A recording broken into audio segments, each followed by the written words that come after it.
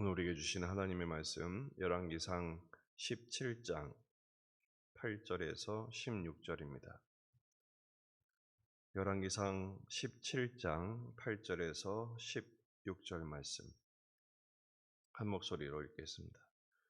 여호와의 말씀이 엘리야에게 임하여 이르시되 너는 일어나 시돈에 속한 사르밧으로 가서 거기 머물라. 내가 그곳 과부에게 명령하여 내게 음식을 주게 하였느니라. 그가 일어나 사르밧으로 가서 성문에 이를 때 한 과부가 그곳에서 나뭇가지를 줍는지라. 이에 불러 이르되 청하건대 그릇에 물을 조금 가져다가 내게 마시게 하라. 그가 가지러 갈 때 엘리야가 그를 불러 이르되 청하건대 내 손에 떡 한 조각을 내게로 가져오라.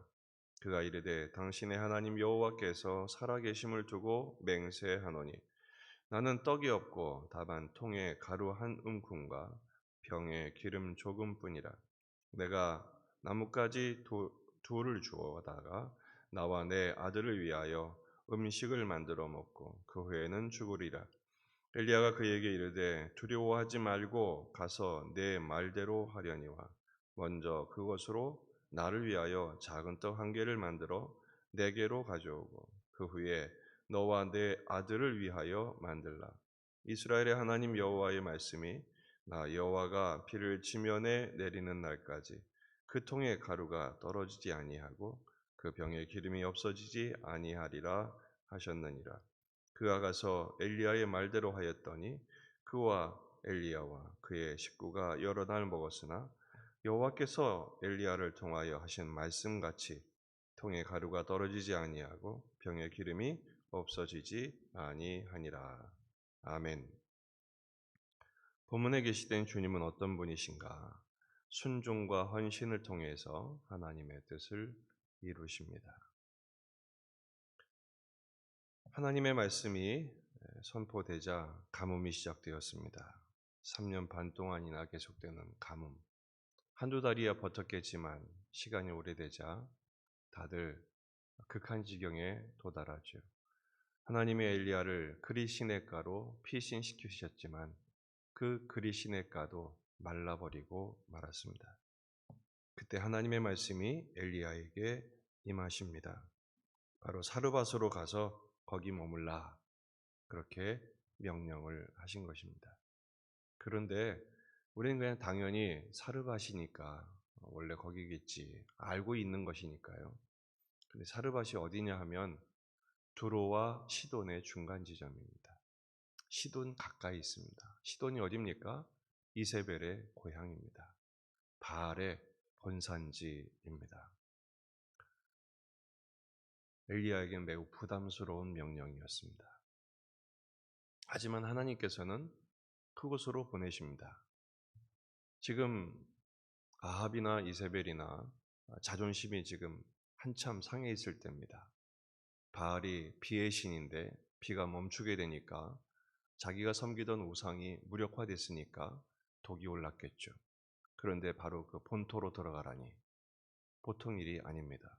하나님께서 이렇게 보내신 데는 이유가 있습니다. 바로 하나님께서 영적인 대결을 하시는 것입니다. 그리고 그 와중에도 엘리야를 돌보기를 원하십니다. 하나님이 명령하실 때는 항상 약속이 있습니다. 사르밧으로 가라. 약속이 뭡니까? 내가 그곳 과부에게 명령하여 내게 음식을 주게 하였느니라. 한 과부를 통해서 엘리야를 돌보시겠다라는 것입니다. 적진의 한 복판에서 하나님의 능력의 권능으로 하나님의 사람을 돌보시고 하나님의 역사를 이루시는 그 뜻을 나타내 보이기를 원하시는 것이죠. 엘리야가 순종합니다. 10절 그가 일어나 사르밧으로 가서 어려운 발걸음이었지만 부담스러운 심지어는 목숨을 잃을 수도 있는 행보였지만 엘리야는 순종합니다. 그런데 거기에 한 과부가 있어요. 나뭇가지를 줍습니다. 과부인데 나뭇가지를 줍습니다. 당시의 과부는 가난하고 또 비천하며 소망 없는 존재입니다. 살 방법이 없으니까요. 더군다나 이방인 여자입니다. 하나님 나라 관점에서는 축에 들 수 없는 그런 대상입니다. 하나님께서 그 과부를 들어 쓰십니다. 엘리야가 부탁을 합니다. 본문에서는 명령했다, 청했다 이렇게 되어 있죠. 이에 불러 이르되 청하건대 그릇에 물을 좀 가져다가 내가 마시게 하라. 지금 때가 어느 때입니까? 가뭄의 때입니다. 지나가는 나그네가 물을 달라? 내 식구도 아닌데 나 마실 것도 없는데 물을 달라. 보통 일이 아니죠. 그런데 그 과부가 물을 가지러 갑니다. 그런데 문제는 엘리야가 거기다가 한술 더 떠서 청하건대 내 손에 떡 한 조각을 내게로 가져오라. 한 조각은 사실은 원문을 보면 부스러기로 되어 있어요. 남은 게 있으면 좀 가져와라 이거죠. 그때 과부가 대답을 합니다. 12절 그가 이르되 당신의 하나님 여호와께서 살아계심을 두고 맹세하노니 나는 떡이 없습니다. 단지 통에 가루 한 움큼 병에 기름 조금 있어서 나뭇가지 둘을 주워다가 이거 아들이랑 먹고 죽으려고 합니다. 떡이 있다니요. 하소연을 하는 것이죠. 그런데 14절 이스라엘 하나님 여호와의 말씀이 나 여호와가 비를 지면에 내리는 날까지 그 통에 가루가 떨어지지 않고 그 병의 기름이 없어지지 않는다. 어떻게 하면? 13절 엘리야가 그에게 이르되 두려워하지 말아라. 두려워하지 말아라. 이 상황을 또 내 명령을 대로 하는 것에 대하여 두려워하지 말아라. 그리고 가서 내 말대로 하려니와 먼저 그것으로 나를 위하여 작은 떡 한 개를 만들어 내게로 가져오. 그 후에 너와 내 아들도 그것을 위해서 만들어 먹어라. 뭐 지금 뭐가 있어야 뭘 하죠. 이거 떨어지면 끝인데. 근데 엘리야가 말도 안 되는 말을 합니다. 중요한 것은 15절입니다. 그 과부가 가서 엘리야의 말대로 하였더니 이것입니다. 10절에서도 엘리야가 일어나 사르밧으로 갔다. 과부도 15절에서 엘리야의 말대로 했다. 이게 바로 오늘 말씀의 가장 중요한 초점이 되겠습니다. 그렇게 되니까 어떻게 됐어요? 실제로 말대로 했더니 엘리야도 먹고 가봤더니 그 통에 밀가루가 여전했고 병에 기름이 없어지지 않았어요. 여러 날 먹어도 계속되는 것이죠. 기적이 일어난 것입니다. 오늘 말씀을 통한 교훈은 두 가지입니다. 첫째, 순종하라 말씀하십니다. 엘리야에게는 적진 한복판에 목숨을 거는 일이지만 순종하라라는 것이죠. 하나님의 이 순종을 통해서 두 가지 뜻을 이루셨습니다. 이방 선교의 지경을 펼치시는 것이죠. 하나님은 지금 아합을 제압하는 것에만 눈에 보이는 것에만 있지 않으셨어요. 하나님 나라 관점에서 넓게 보면 길게 보면 이방 선교 열방이 하나님께 돌아오는 아브라함에게 언약하신 비전을 이루어가고 계신 것입니다. 동시에 엘리야의 믿음을 키워가시죠.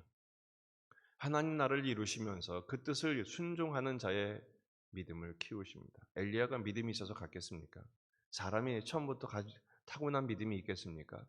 하나님이 한 걸음씩 한 걸음씩 순종하게 하시면서 그 믿음이 자라게 하시죠. 하나님의 선교 방식이 이렇습니다. 예수님도 그랬습니다. 예수님이 어디서부터 사역을 시작하시죠? 외진 나사렛, 이방 변방의 갈릴리, 그리고 사마리아 여인에게 찾아가셔서 그와 대화하시며 복음의 문을 여십니다. 주님은 우리에게도 오늘 말씀하십니다. 오늘 너의 삶의 현장으로 가라. 하갈에게도 명령한 게 뭡니까? 돌아가라. 너의 삶의 자리로 돌아가라. 일상이 바로 선교의 현장이다. 물론 특별한 사명을 갖고 땅끝까지 가는 것도 사명이지만 우리에게 주어진 삶의 현장, 지긋지긋하고 진절머리 나는 답답하기 짝이 없는 오늘의 삶의 현장으로 가라. 거기가 바로 우리의 전투의 한복판인 것입니다. 사도행전 5장 42절, 그들이 날마다 성전에 있든지 집에 있든지, 이 말이 무슨 말입니까? 하나님이 보내신 곳에서 예수는 그리스도라고 가르치기와 전도하기를 그치지 아니하니라. 오늘 우리의 삶의 현장에서 내 삶의 모습과 내 미소와 내 말과 내 표정들을 통해서, 그리고 말의 내용을 통해서 예수가 그리스도이심을, 하나님이 살아계심을 증거하는 참된 사명자들이 되시기를 축복합니다. 두 번째는 헌신하라고 말씀하십니다. 헌신하면 하나님이 약속을 주십니다. 이 과부를 보십시오. 엘리야의 말대로 하였더니 엘리야와 그의 식구가 여러 날 먹었다. 그래도 모자라지 않았다. 멈춤이 없었다. 엘리야도 가라 했더니 가니까 거기에 하나님의 방책이 기다리고 있는 것이죠. 순서가 중요합니다. 우리는 맨날 기도하죠. 먼저 주세요. 먼저 이루어 주세요. 먼저 응답해 주세요. 하나님은 더 이상 속지 않으십니다. 그런 식으로 하면 잘하지를 못하기 때문입니다. 먼저 순종하라 하십니다. 먼저 자기에게 떡 하나를 드리는 그런 기회를 주시죠. 참 하나님은 어떻게 보면 직구주십니다. 많은 것 중에 하나를 달라 하지 않으십니다. 하나밖에 없는 걸 달라고 하십니다. 아브라함에게도 아들 하나밖에 없었는데 그거를 내놓으라고 하십니다. 이 과부에게도 그냥 달랑 하나 먹고 죽으려고 있는 그거밖에 없는 거 달라고 하십니다. 왜 그럴까요? 신뢰하는 마음을 보시는 거예요. 왜 그럴까요? 하나님은 구제와 긍휼의 대상이 아닙니다.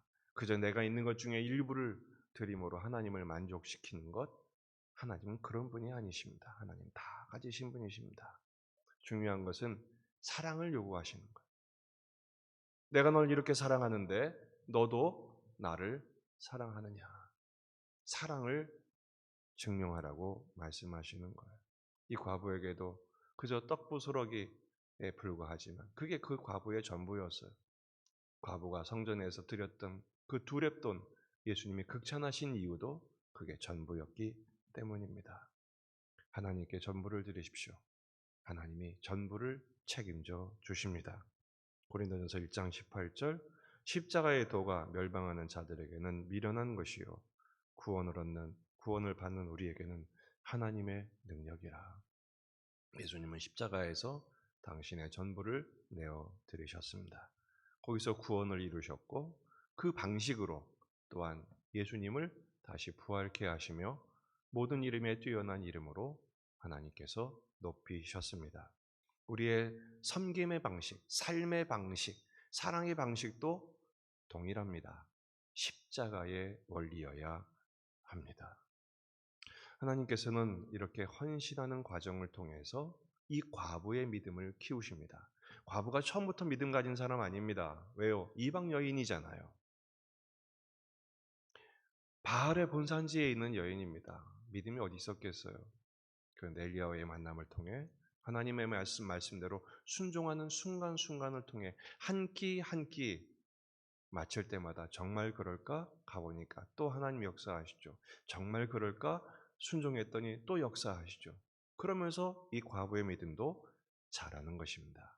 그러면서 믿음을 이루시는 것이죠. 하나님은 약속대로 이루십니다. 기근의 시대에 오히려 하나님께서 기적으로 엘리야도 과부도 아들도 살아가게 하시죠. 이 말씀을 읽는 사람들이 누굽니까? 바벨론 포로 시대의 사람들이었습니다. 이 말씀을 읽을 때 얼마나 큰 위로가 되었을까요? 그 이방 땅에서 전쟁 노예로 살아가는 과정에 고단한 인생의 그 눈물 마를 날이 없는 삶의 현장에서 순종해라 일용할 양식으로 공급하신다. 그 가운데서 하나님께서 이 고난의 과정을 통과하게 하신다 말씀하시는 거예요. 여러분, 우리에게 주시는 말씀도 동일합니다.